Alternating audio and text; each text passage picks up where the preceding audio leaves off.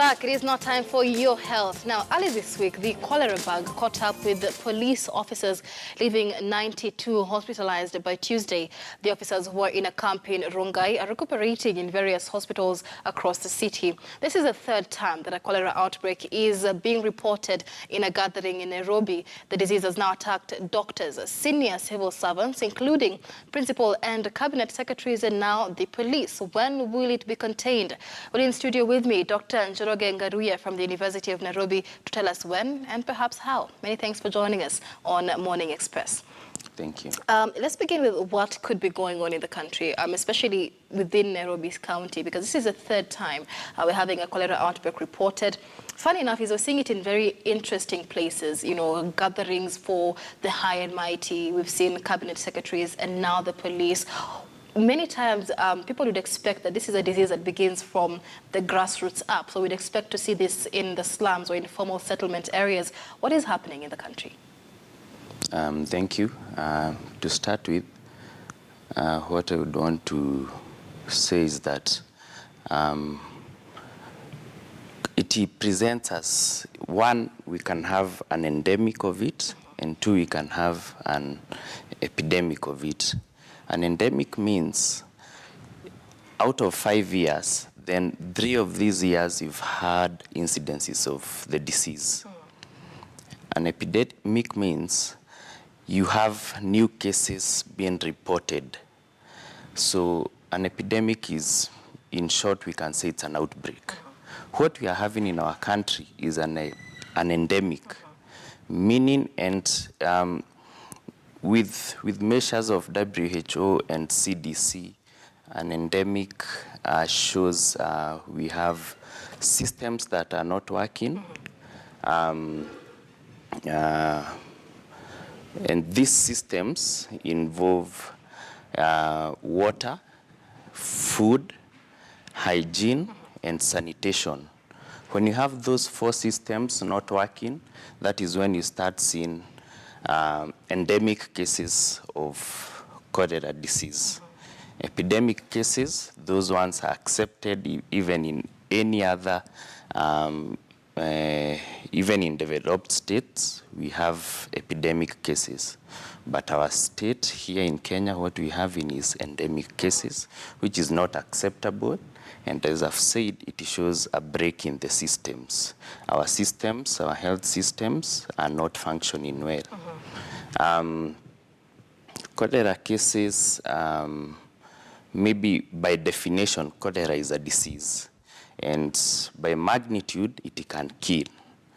Because once you ingest, I'm sure now our citizens are aware that cholera is a disease that affects our gastrointestinal system.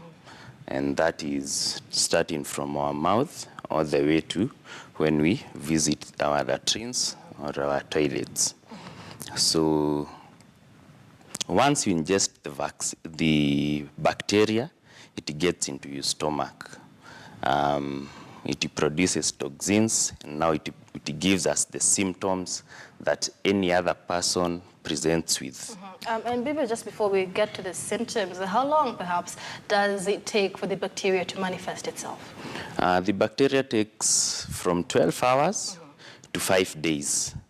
And this is dependent with many other factors, among them including one, the health status of a person, 2, the immunity of that person, even things like your blood group. We have people who are blood group O positive are more prone to, are twice prone to the disease than these other groups. People who are immunocompromised, people who have, you have now cholera coming as a super infection to something else. Yes. So it can happen, you know, in a period of 5 days, because many times they'd say, I'm feeling this kind of way, but you know, the last time I ate something outside was 5 days ago, so it possibly cannot be cholera. What symptoms then should one look out for? There are symptoms, and the first symptom that anyone gets is stomach cramps. Once you have the stomach cramps, it then progresses to, you start having diarrhea, Then from diarrhea, you may start vomiting. Then you progress into something we call dehydration. And it is good to note at this point that the diarrhea and the vomiting, you can lose even 10 to 12 liters of water per day. That is, those are significant amounts, because we say in a day, maybe our requirements are probably 2 liters. But now with this disease, you lose in 8 to 12 liters of water per day. It leads you to dehydration. Dehydration leads you to shock. Shock leads you to coma, and coma leads you to death. And that is where we're saying this disease is a significant disease, and it shows it's something that people should take seriously, starting from the government, our learning institutions, because when we come to prevention, we're going to mention things that are required for us to move from this endemic state. All right, and of course, among the things you mentioned is water, food, and sanitation. Let's focus on water for a moment, because when it comes to Nairobi County, for example, many residents of Nairobi get water from common sources. And so if it is an issue of our water being contaminated, then the county at large is at greater risk of being infected. How can we prevent such a situation? One, we all aware that in Nairobi County we've been having troubles with water. Maybe we call it water rationing. All the way dating back from January.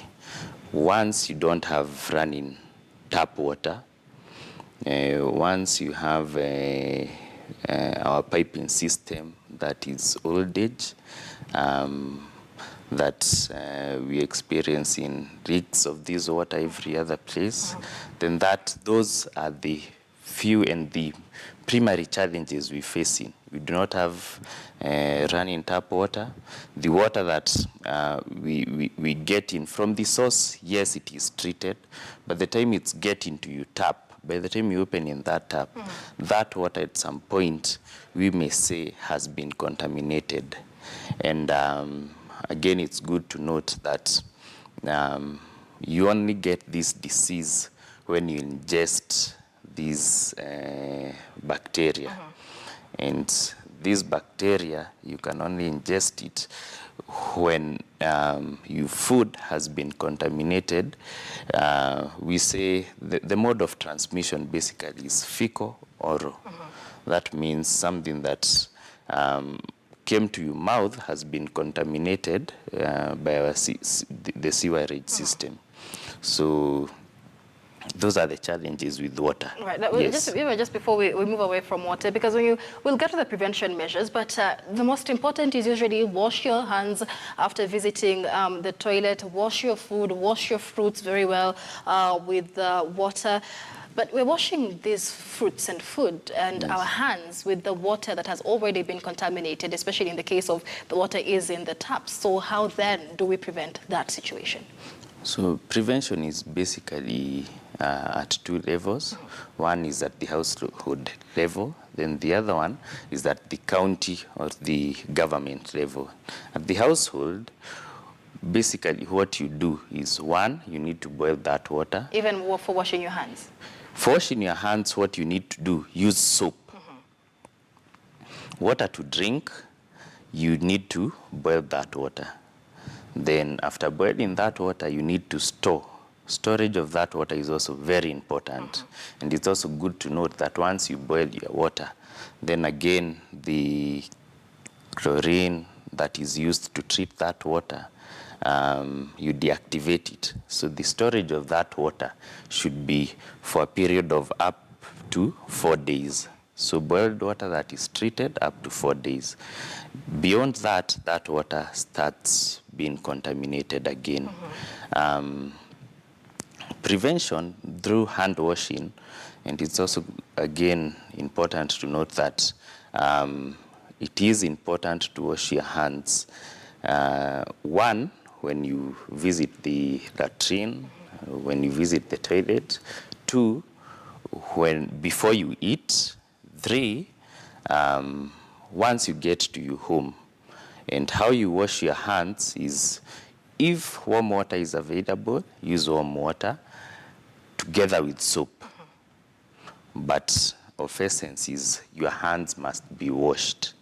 Yes. Right, especially after visiting the toilet. Let's focus on food for a moment, because of the three major cases we've seen in Nairobi, many of them, came as a result of food that was ingested. We've seen the CS Cleopa Mailu give a strict warning to food handlers, especially hawkers in the city, that they must be retested and they must exercise caution in, while distributing food. But let me reiterate again, in these three instances, places where nobody would have expected to have issues of cholera. So how does food get contaminated? And many would expect that when you cook the food, then it ceases being contaminated. Contamination of food, again, is at stages of preparation of that food. One, it can be contaminated while you grow in that food. Meaning the water you use to irrigate that food, you're using maybe sewage water. That is very evident in Nairobi. We've seen it in our slums where you grow kales just next to a sewerage system. The fecal matter in that water contaminates we give an example, our vegetables. Those vegetables get to our kitchens. At that point, you do not wash them well, meaning the bacteria in the vegetables ends up in your sufuria. The way you cook that food, and for you to deactivate or to kill the bacteria, you must heat that food at boiling point for more than 3 minutes. We basically say 3 to 10 minutes. If, and I've seen it, you use sukuma wiki is just steamed. It means the temperatures that steamed that sukuma wiki were not adequate to kill the bacteria. The same doctors would tell us, don't overcook your sukuma wiki because then you lose all the nutrients. It's what we say is that once you overcook them, then they lose some nutrients. But again, we say the way you prepare them to get to your plate is very important. If you prepare them and they get to your plate with the bacteria, meaning you did not wash them well, and where they were grown, you're not sure where they came from, meaning you're not sure whether they are contaminated or not contaminated.